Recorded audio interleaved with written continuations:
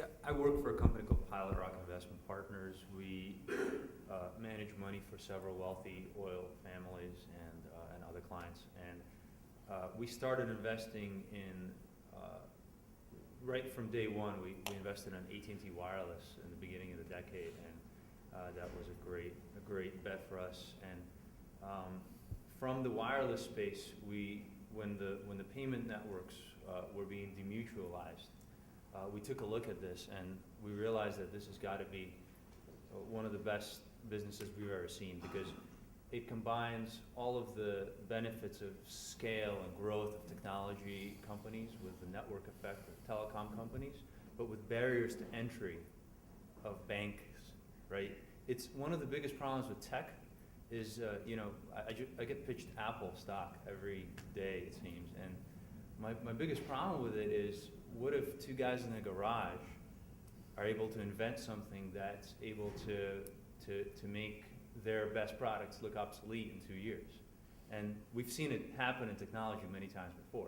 Whereas if you look at the payments industry and the banking industry, you've got decades, billions of dollars of investment, and then you've got, I realize that interchange is under attack, but this is hundreds of billions of dollars per year of marketing and subsidies that get paid to consumers to make it sticky, right? It's going to be pretty hard for me to divorce me from my 1% cash back American Express card.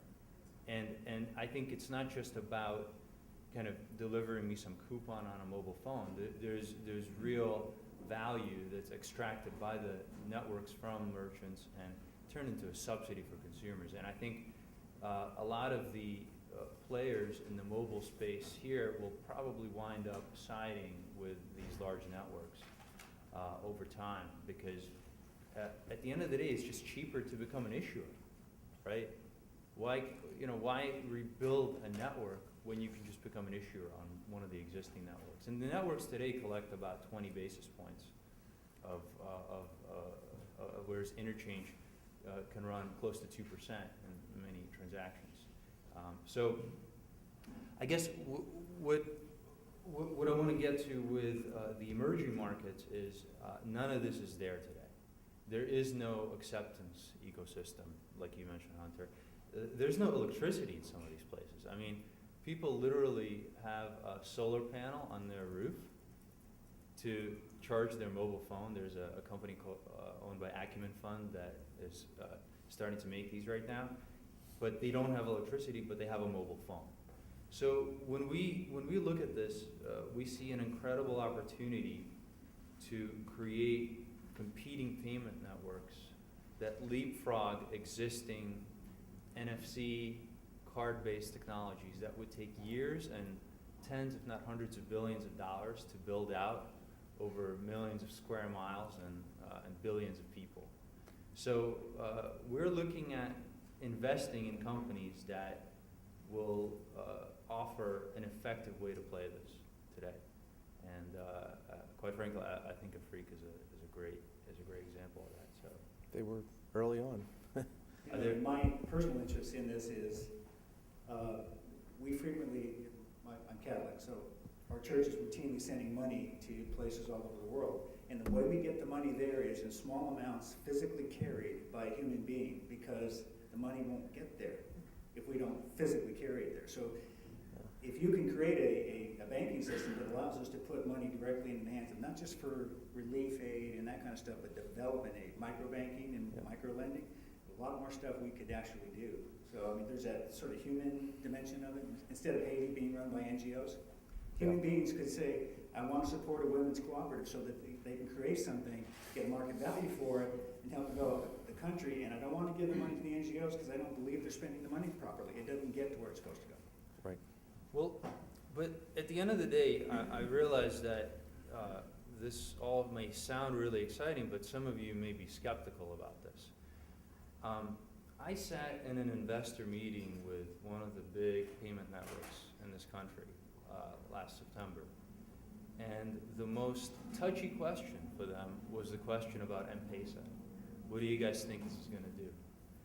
And they are very concerned that in the emerging markets, their business will not be able to get rolled out fast enough to compete with services like M-Pesa, which, by the way, is probably going to be one of the hottest African IPOs No, in the coming absolutely, year. no question. So I think this is very real, and it's the fourth technology that that will enable real commerce between consumers and merchants, and also for person-to-person transfers, like you mentioned, Mhm. and in a way, I think one of the questions that came up earlier is what does the bank represent? It really represents trust. It represents a brand that, I mean, you look at an African consumer living in a ghetto like Kibera outside of Nairobi, they need a place to put their savings or their remittance that they get. And normally that's under their mattress. But quite frankly, in a shanty town, the mattress is not a very safe place to park your money.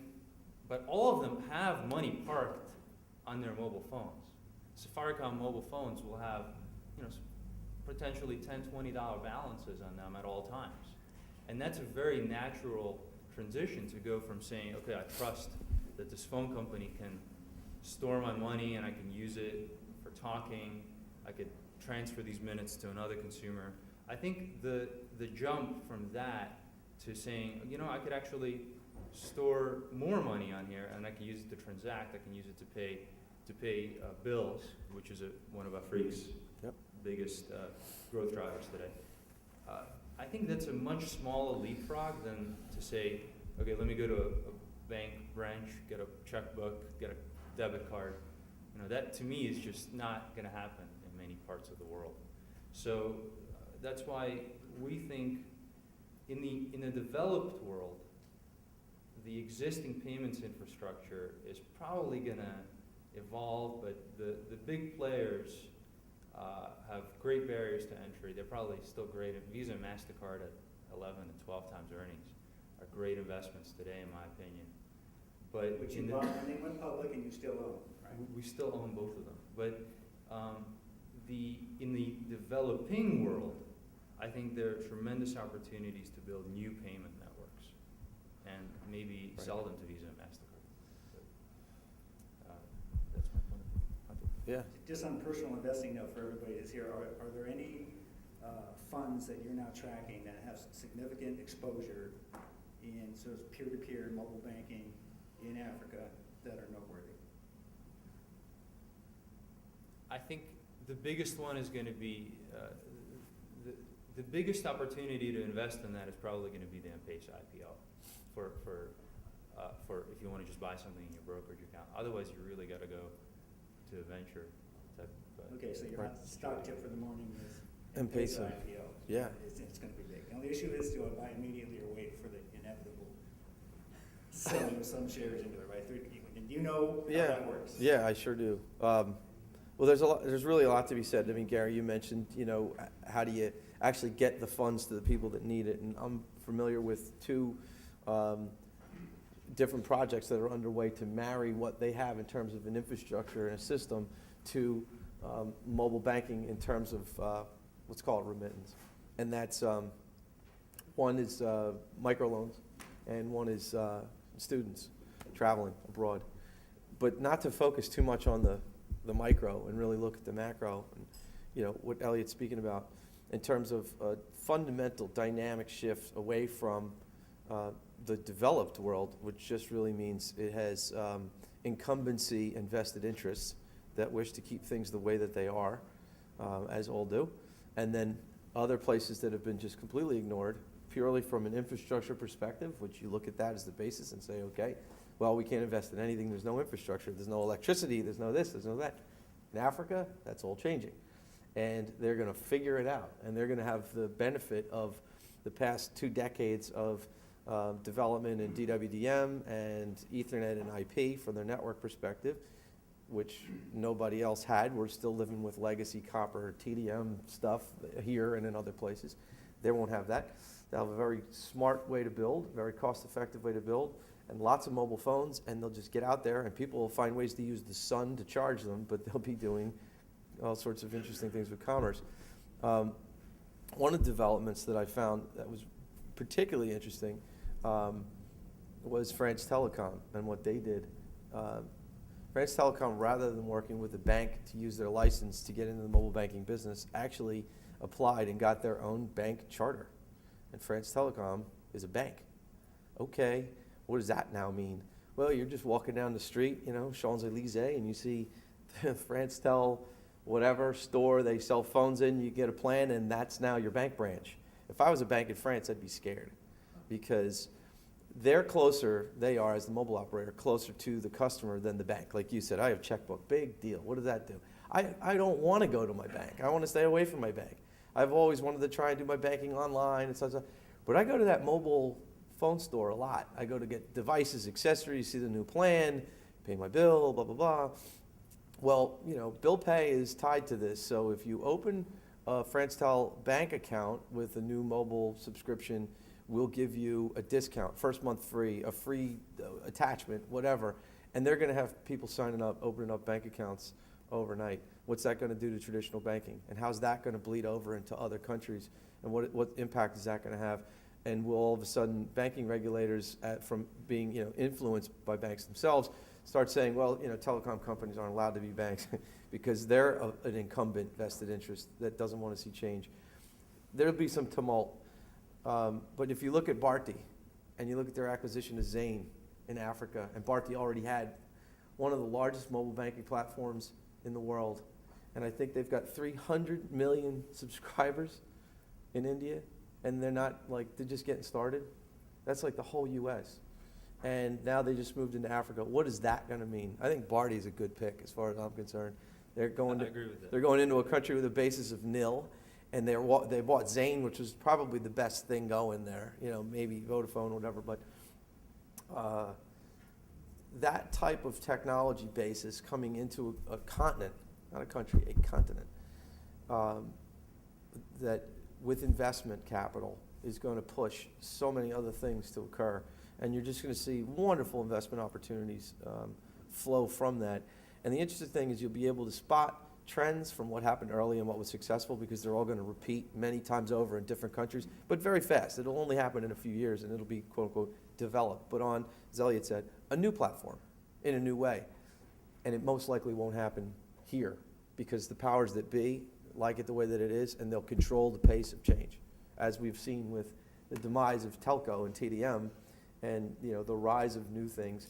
It should have happened a long time ago, but they were, the incumbent telecoms were milking their infrastructure investment because they couldn't have cardiac arrest. And they got broadband relief in 2003 from the FCC that protected their investment in fiber.